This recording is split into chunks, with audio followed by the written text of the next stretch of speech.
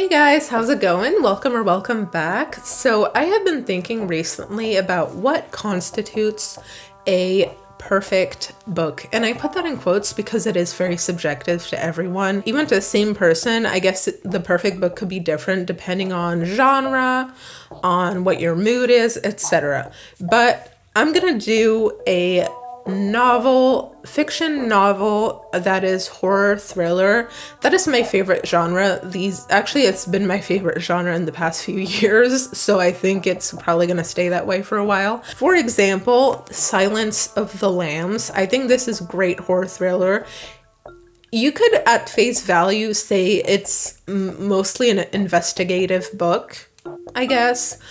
Although the investigative part, like now that I'm thinking about when I read the book and watched the movie, the investigation aspect really takes a backseat, I think, to the characters. I guess there always has to be a balance between whether a story is plot-driven or character-driven. I think now that I'm looking at every single book I pulled from my shelves to give an example of what I like about them, all the books are both character and plot driven. What I really like about Silence of the Lambs, though, is that there are multiple villains. You could say that the main character, or like the main villain guy, is the Tooth Fairy in many ways. Like, he's the guy who the investigation is about. I should have given a spoiler alert, but anyway. So he's the main guy, but Hannibal Lecter is the main character. I don't know how Thomas Harris did it, but Hannibal Lecter is somehow really likable. I don't know how, but obviously, because he's like the main character that you get in the whole series, even though the series is somehow not about him. Like, it's just so intricate and I love it so much. I love it so much. So that's the first example, or the first element, I guess, of my favorite book. The second element of my favorite book is something that you can find in the Amityville horror by J. Ansen. Actually, there are multiple things. The haunted house element I really enjoy. I really enjoy that the house, even though it's not a character, is so personified. It's an eponymous novel, I guess, if you consider the house a character. We need more haunted house books. I think they're very hit or miss. There are very few that I really enjoy, a few haunted house horrors. Same goes with movies. I think they are easily chuggy, if you know what I mean. But the Amityville horror does it really well. What I also love about this book is that, like the next example I have, it is rooted in a real story. Although, I believe the story has been disproven. But I like there's some type of lore, like real life lore behind this fictional book. It makes it, I think it just gives it more dimension and breaks that quote unquote fourth wall, I guess, if you want to call it that. And I love the cover. I don't know, is this in the middle? I love the cover of the Amityville horror. The next example I have here, and I promise I'll stop talking about this book very soon, but it is too soon. Leave me some time with this book. Night Film. What I love about this book is that it is the first book I have read in probably since I can remember that is a big book. It is a little over 600, a little under 600 pages or so, that I really loved. Typically, because books are bigger, I feel like authors allow themselves more time to build up the story. Not in this book. This book just goes right away. It starts and bam, you're in it.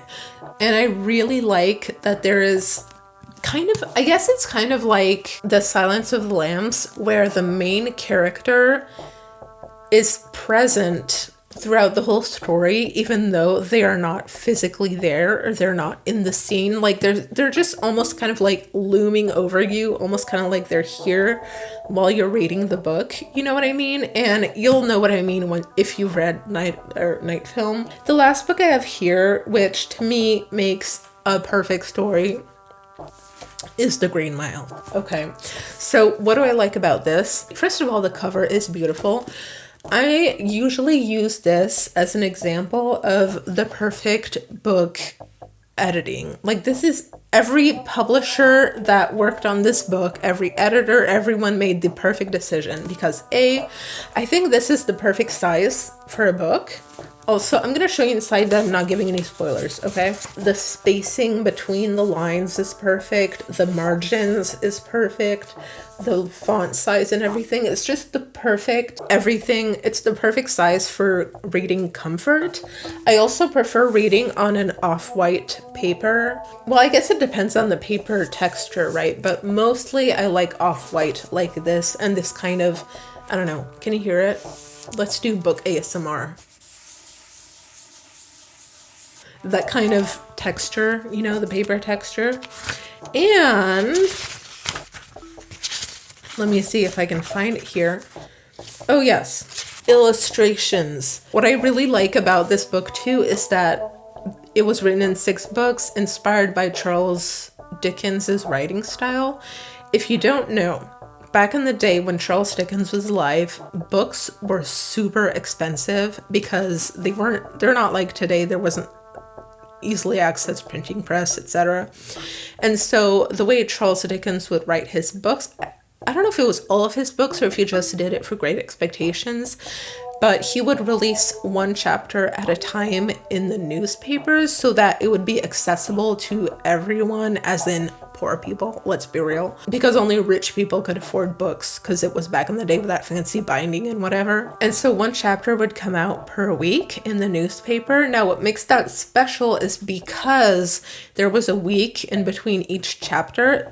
Every chapter Charles Dickens wrote had to have a hook, it had to start like with the assumption that people either might have not read the previous chapters or may have forgotten since they read it. And at the end, it'd have to have some sort of cliffhanger. It's not like when you're reading a book and like the end of the chapter is on this page and then the rest is here and you know you're going to read both in a row or maybe a day apart, right? Like every chapter had to somewhat stand on its own 2 feet. It creates a really cool writing style because once you put them all together and you actually do read them back to back, it is even more interesting. Like it keeps you even more engaged. And so Stephen King, he even writes it in the preface when he wrote The Green Mile, used that writing style, which is why he released it in 6 separate books, which are together in this particular edition. I think authors should take inspiration from that writing style or technique, I guess, because it just keeps you more engaged, and I think it makes the story like a bajillion times more immersive, in my opinion. Hold on, I just thought of a last thing that I love in books. Mixed media. I love it when books don't just have text, but they incorporate emails, text messages, and such, kind of like in SlenderMan. As you can see, here's my copy of SlenderMan. Don't look too closely if you haven't read it, but there are emails, text messages, there are even letters from therapists and such, police reports. Gotta love it. Those to me are the key elements that make a story perfect that I could think of as of today. I'm sure my opinion will change this afternoon, but you know, you're supposed to change your mind in life. That's fine. I guess the last element that I haven't quite made up my mind on yet is that I don't know if I prefer a long book or shorter books, but as a series.